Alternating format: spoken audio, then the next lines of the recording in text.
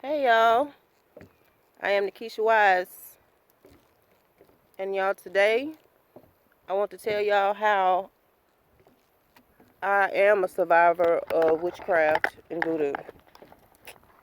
How I got it off of me, and how you can get it off of you too. There may be other ways, but I'm here to tell you now, I tried some of everything, and none of that worked for me. If anything, it probably shook it up even more or something, I don't know. Also, this is how I got it off of me. It may not be like that for everybody else.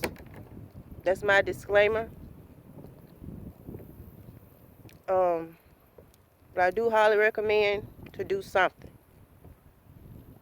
If you got to the point to where I was, how much worse could it possibly get? Unless unless you're dead or something, which this video will not be pertaining to you. I'm sorry. Rest in peace. So that's pretty much my disclaimer. This video actually comes with a little story.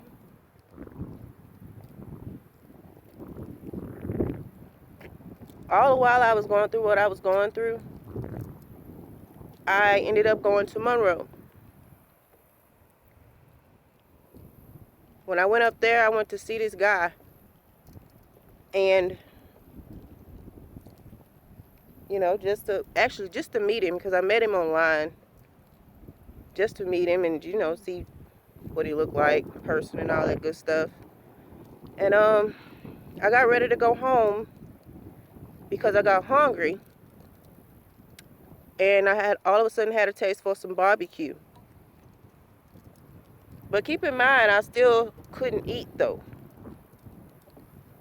So, I asked the guy where I could go to go get some barbecue.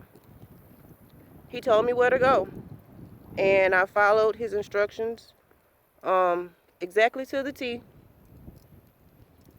I went where he told me to go, and it was just right up the road. I shouldn't have missed it. I didn't see the barbecue place, but I did see this building that said psychic readings on it.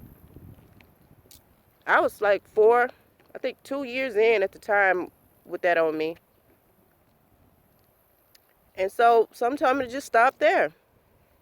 What else could I possibly lose? I had never been to one of those places before in my life. So I stopped, and this lady answered the phone when I called her, because I just wanted to see what the place was all about. She answered the phone, and she told me that she would be back. Everything really in my being told me that something wasn't right about her, because I had to wait on her to come back to the house, to her business, her place. And so I waited for like 30 minutes for her to come. Then I left, and she called my phone, and she asked me was I still there. I told her no. She told me to come back. I came back, ended up waiting another 20 minutes, and then when I went to leave out of the driveway, that's when she pulled up, and she told me to come in. And so I went in, and I chose to get a card reading.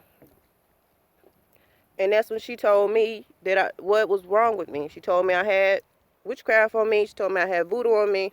And she told me who did it.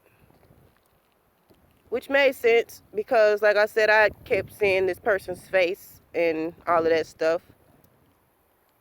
And I paid her some money or whatever for what I did have to pay. My finances were shot. But guess what? Whatever she did, it did not work.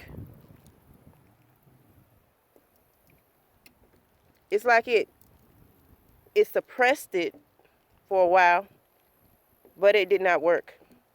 I have a point to this story, and that's why I put that. This is really a disclaimer too. So I went on about my life thinking maybe that it was gone. And it wasn't the whole time. In the back of my mind, I always knew someone quite right. I thought I would have to live like that for the rest of my life. Um, I thought that I had some kind of something disorder wrong with me. I thought I had anxiety or something because of the trauma I had went through with what I had went through with the voodoo and stuff. I thought that I would be on medication for the rest of my life. And then I found out, I said, no, I really didn't find out anything because I really already knew deep down. And then I said, you know what? As soon as the Lord tell me to go and open this door and go get the real help that I need, that's what I'm going to do. A couple of years later, I met this guy. I moved with him out in the city somewhere. Still in my home, in my state though.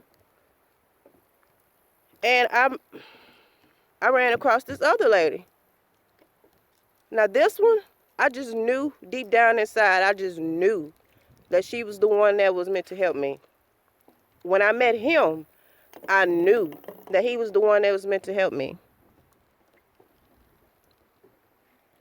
Even being so cloudy, like even being so messed up, I still had discernment.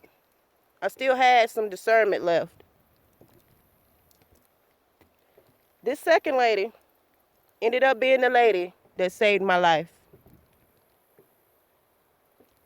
She had a totally different vibe. She's what you would call a true spiritual healer. She is the lady that got it off of me. So I said that to say this.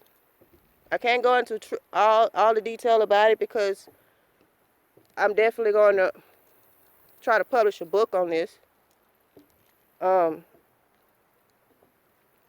You have to go to a spiritual healer. You can't do this on your own, especially if it's gotten really far. I did go to an altar to get prayed for. I'm going to tell you the truth, it seemed like it made it worse.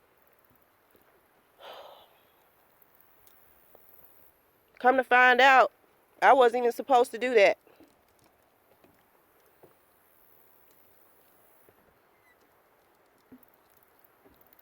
The sun done start peeping out now, y'all. I gotta go back up here. You have to go to a trusted spiritual healer.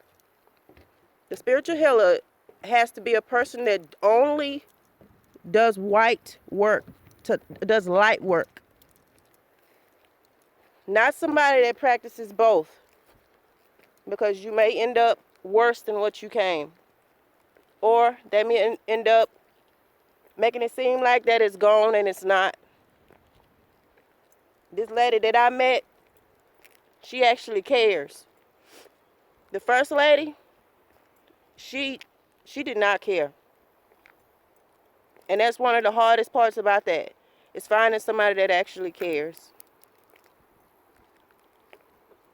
I'll talk to y'all later, okay? Bye-bye.